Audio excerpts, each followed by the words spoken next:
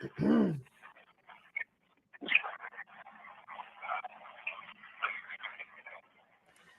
hello, hello, and welcome back. Welcome back to Voices Behind the Wall of TDCJ. Of course, I am the Queen, Queen Angela. I am the co-founder of the Free Texas Campaign. And I got my hands in so much more, but I'm excited to be here on today with every chance I get to be before you guys, the opportunity to share. But if you would, please take this opportunity to share this in your circle of influence. If you would, just share it out, share it with somebody because you never know what the next person may be in need of or what the next person may be able to assist with. If you would like to donate to the show, you can please donate. It is streaming at the bottom of the screen. If you like to reach me, you may reach me, of course, at Linktree, Queen of Collaborations. And if you would like to reach the Free Texas campaign, you can always email me gmail.com. Well, I'm going to move on out the way. And allow Mr. Orlando the floor for the next 30 minutes. Here you go, sir. How y'all doing out there? This is Orlando Reyes. Just reiterate on my story that I told y'all a couple podcasts ago. Uh, my name's Orlando Reyes. I'm from Corpus Christi, Texas. I'm 43 years old. I'm currently serving a 50-year aggravated sentence for a crime that I did not commit for indecency with a child. Uh, I've been incarcerated now 12 years now.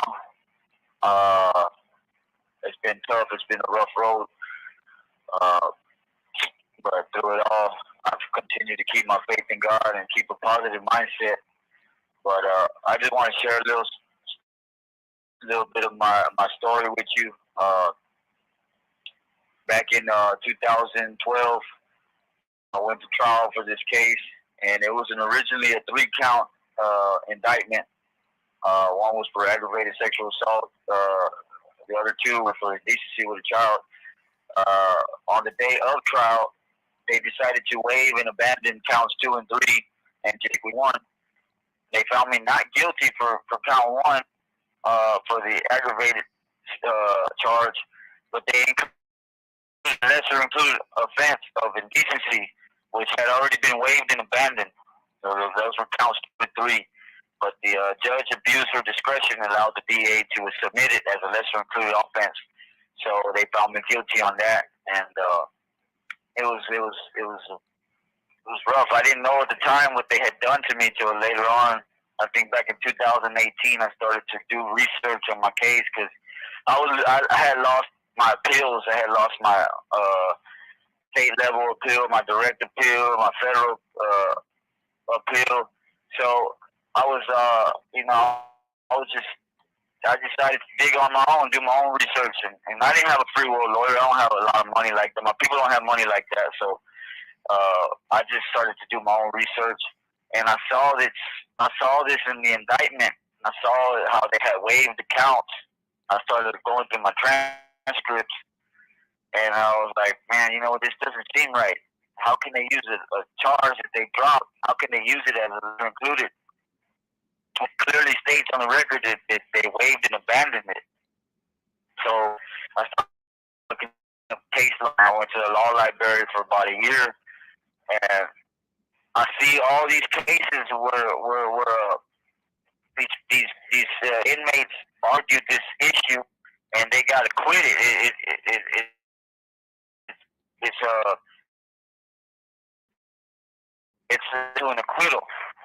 This type of issue that you cannot come back and reuse it, but the state still did it, and here I am with a 50-year sentence. In my trial, she couldn't point me out. She couldn't identify me when they asked her where I was in the courtroom.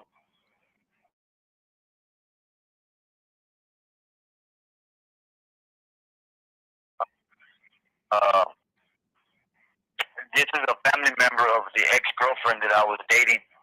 I had been with previously for 3 years, and we ended up moving in with them. But I was only around her for like 2 weeks, and then she moved to her grandparents' house, and she made an outcry to her aunt.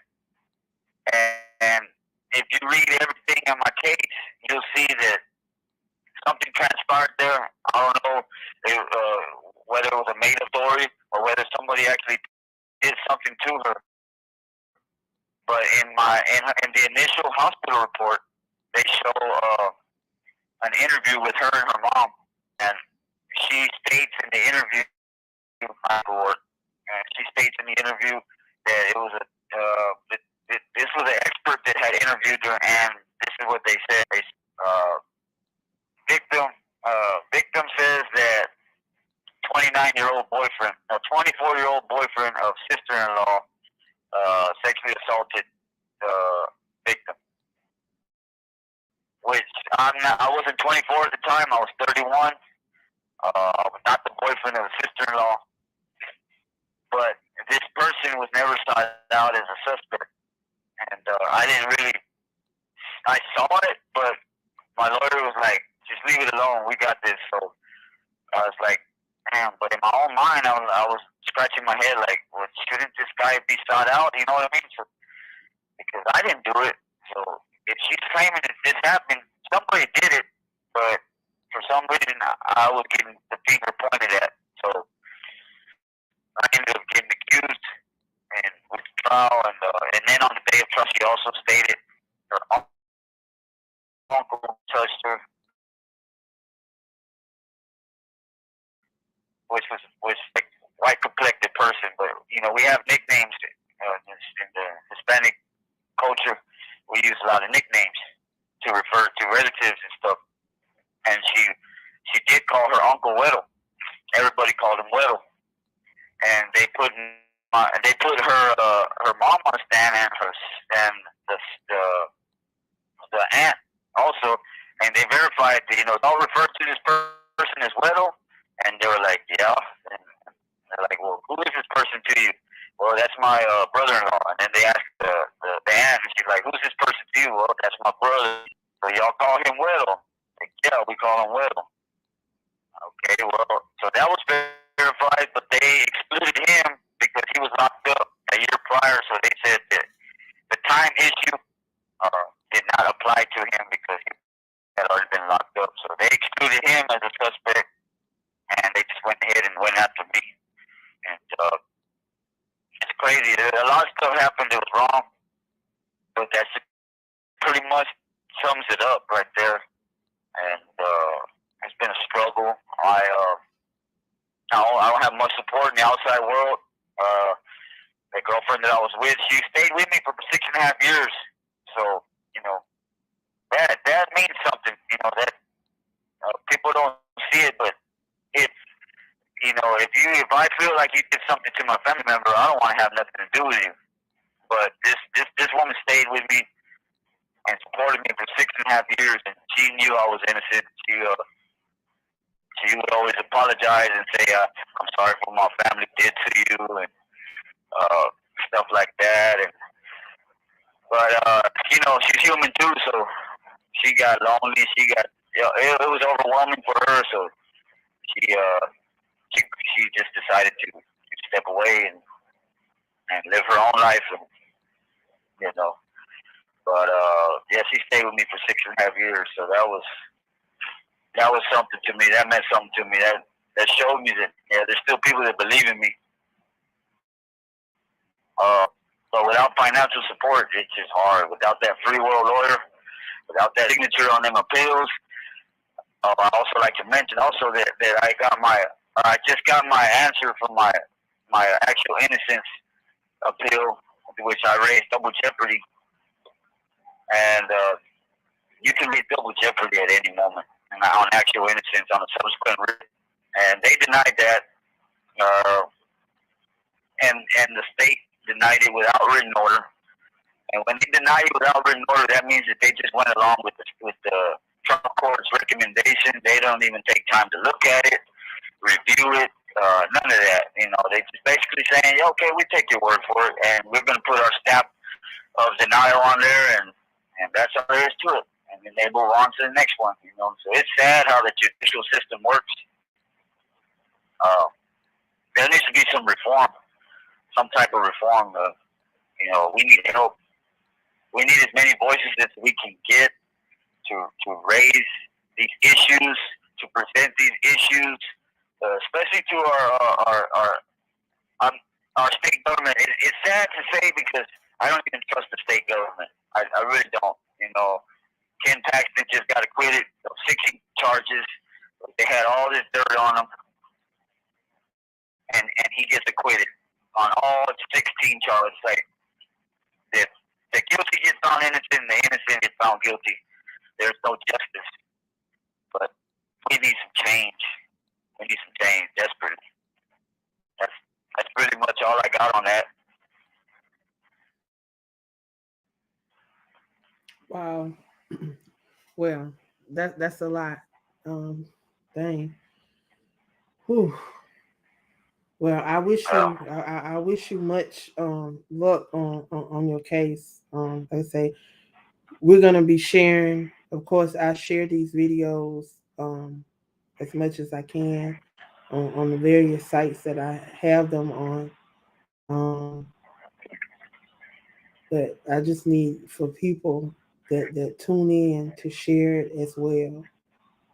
If you would share it on your platforms, um, and invite your friends and family to share it out for you as well, as I invite my friends and family to share it out. But my heart goes out to each and every one of you guys that have been on today, because I tell you, y'all are fighting a battle, and it seemed like it just keep going in circle, because it's like nobody wants to get on board and fight with you guys. I just can't see all this corruption happening right before your eyes, and you keep turning a blind eye to it. Like, it was blatantly, like, I just knew. Well, they had two Republicans that went against the GOPs, but it was said already before they went in that if people voted against Ken Paxton, that it was going to be trouble. So those two that voted against Ken Paxton, they in for some trouble with these GOPs. But people got to stand up, and they got to take a stand for what's right. For too long, I mean, some of y'all been locked up for 10, 20, 30 years for things that y'all did not do, and for simple things that could be corrected by people just getting up off their butt and making a phone call or signing off on documents. And it's crazy when different courts have told you that you're innocent, and different courts have said this and said that, but yet they holding on to these limitations of time limitations, and just it's just sad. The state of Texas need to wake up. The people in the state, the citizens in the state of Texas need to wake up, because this could be your family member. If y'all listen to, just go over to the Free Texas campaign and listen to these different segments. There's approximately 96 videos up over there that talks about things that are happening within the TDCJ.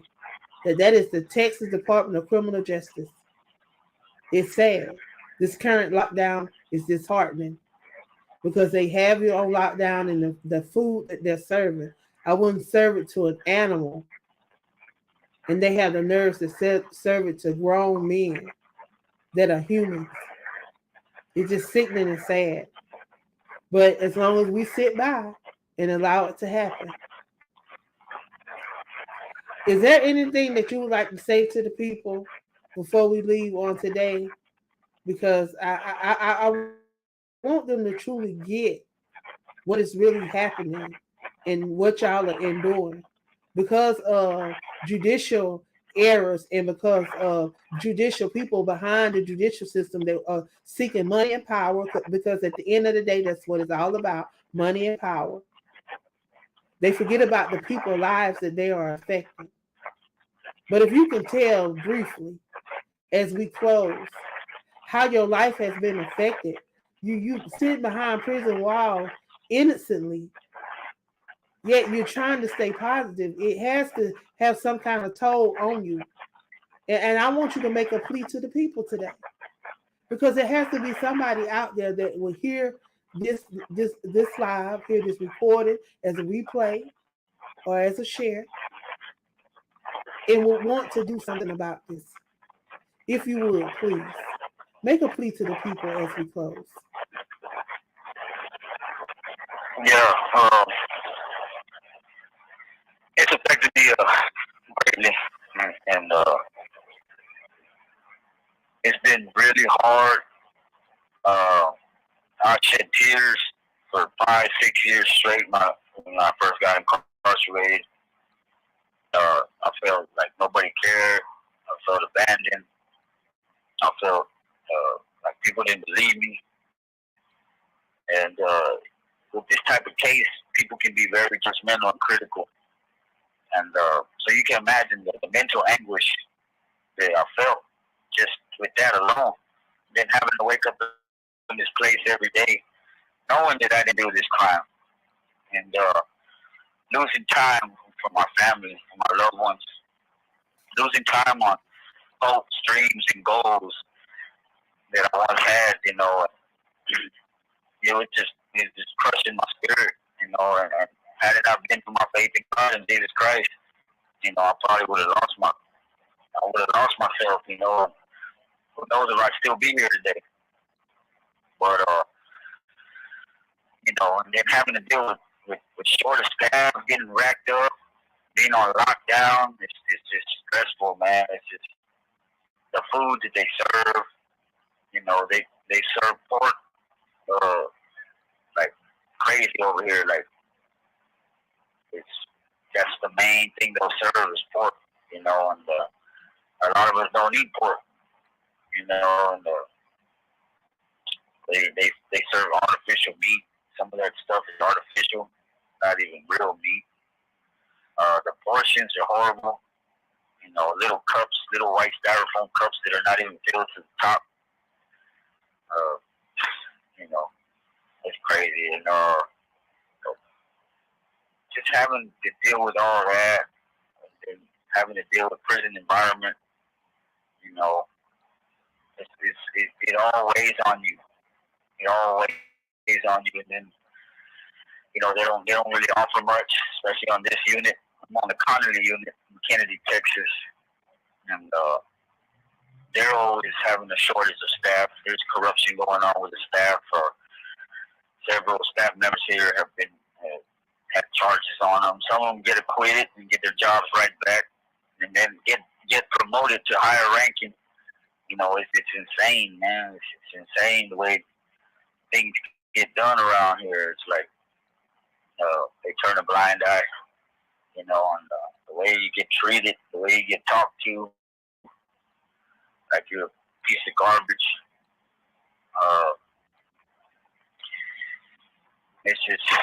It's amazing what they get away with, and nobody wants to speak up. We got too many people that fear. The fear of man is a snare. The Bible says the fear of man is a snare. So when you have that fear, no one wants to stand up for what's right because they fear what might happen to them. But that's the risk we have to be willing to sacrifice sometimes for the greater good. But a lot of us we get complacent when we start to conform to our environment. We become products of our environment. We wake up in the same ritualistic routines, and it programs one's mind into being a slave mindset, and so you just bow down to whatever they say. And of course, you have to respect authority, you have to obey, but at the same time, there is a grievance process. There are ways to stand up for what is rightfully yours. Even though you're locked up, you still have rights. You still have certain rights. But my people perish for lack of knowledge because most of us don't know. You know, most of us don't know, and most of us ain't willing to take the time to know. So, we need great leaders to rise up, people with integrity, people with that are willing to sacrifice themselves for the greater good, people that don't fear what man will do to them. You know, and until we get that, until we rise up in unity, we'll always be divided. So that's the problem here in the prison environment. There's no unity if we're not willing to stand up for what's right. So they tuck their head between their tails and they just don't say anything. And the mistreatment, the unjust punishment continues to take place. And it's going to continue to take place until we stand up. And I don't mean like to riot or nothing. I'm not inciting no riot or I don't encourage none of that. I don't encourage violence. But to speak up and to voice your belief for what's rightfully yours, that's what I'm talking about. That's what I got on that. If anybody wants to support me, my TDC number is 017969116. Orlando Reyes. I'm at the Kennedy unit. I'm at the Connolly unit in Kennedy, Texas. If you want to reach out to me, please do. Please reach out to me. And even if it's just a letter of encouragement, we got this new system with the tablets now, so everything has to go to Dallas. All mail has to go to Dallas. You can probably find that on the Securus app. And, just share my story, please. If you hear my story and you're touched by it, and you believe what I say, help me. Help me to spread my story. That's all I got on there. Thank you for allowing me to share my story. Well, thank you for stopping by and sharing with me on today. And I want to encourage everyone to please to share this. If you would, I will be posting the address where you guys can mail information if y'all would like to reach out to them. Y'all like to mail them. I'll also have their TDC numbers posted as well. Also, if you're not following the Free Texas campaign page, please go over and follow it on Facebook, and also you can follow it on YouTube. But I would encourage you guys to stay connected. We also have a petition that is on the Free Texas campaign page. If you guys would please sign that petition. We are up to, I think we're right at about 20 signatures, but we're pushing as many signatures as possible. So we need you guys sharing it. Does not hurt to share. Does not cost you anything to share. Just a little love. So if y'all would share it, know that the Queen loves you, and there's absolutely nothing you can do about it. Y'all be blessed, and we'll be back on next Monday. Same time, same place. I love you guys, and thank you for all your support. Please share this out for me.